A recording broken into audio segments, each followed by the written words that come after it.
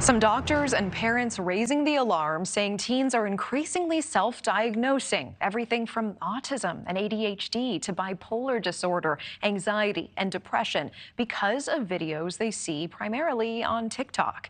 A new poll by Edweek Research Center found 55% of students use social media to self-diagnose, and 65% of teachers say they have seen this phenomenon in their classrooms. Let's bring in Dr. Don Grant now, a media psychologist, on this. We appreciate you joining us tonight.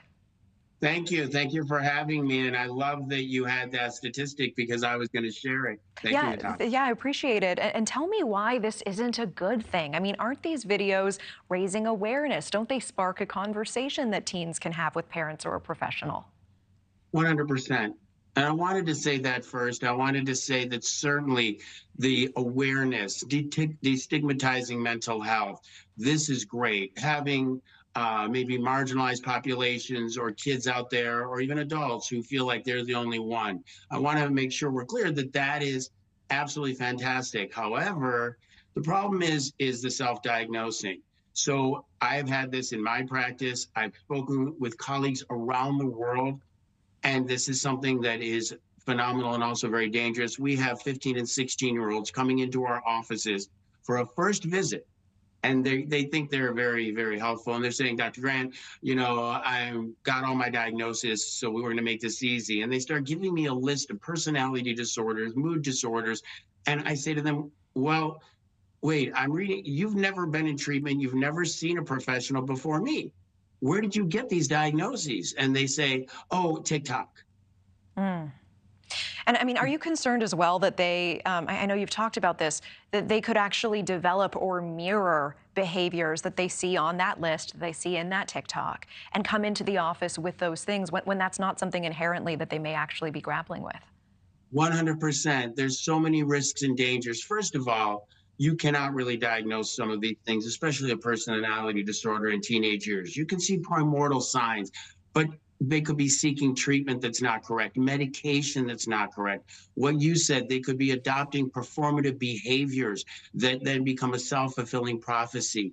They could have interventions on them that are not correct.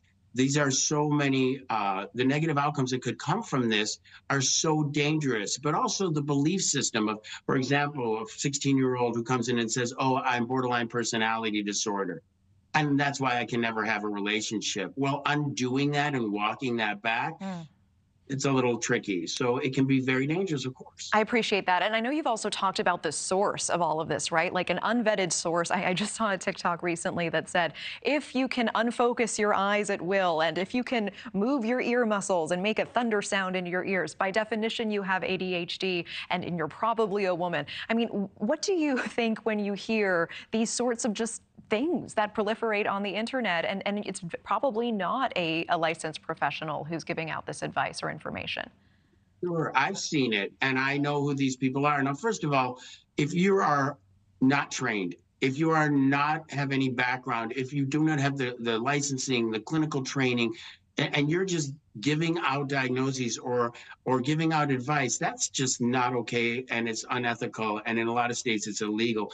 But what you're saying, then I would say, okay, so because I have I'm very giving and I like the color pink and I really love dancing in the moonlight. Oh, I'm so Taurus. I'm so Taurus. All right, very, very quickly, Dr. Don Grant, what can parents do if they're concerned about this? Well, the first thing is be informed and certainly understand and pay attention. As digital immigrants, which I am, I'm a digital immigrant. My children are digital natives.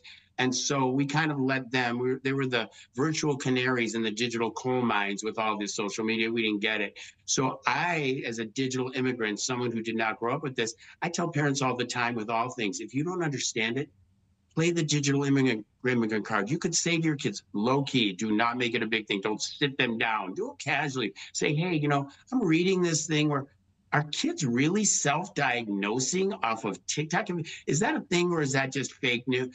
Involve them. Oh my goodness, I don't know about their teenagers. My teenagers love to teach me something. So just ask them and just say, tell me about this.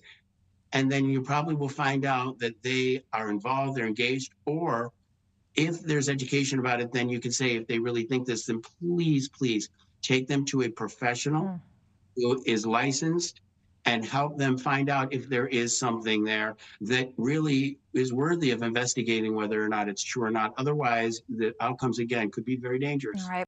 Thank you for watching. Go to newsnationnow.com to find News Nation on your television provider. And don't forget to click the red subscribe button below to get more of News Nation's fact-driven, unbiased coverage.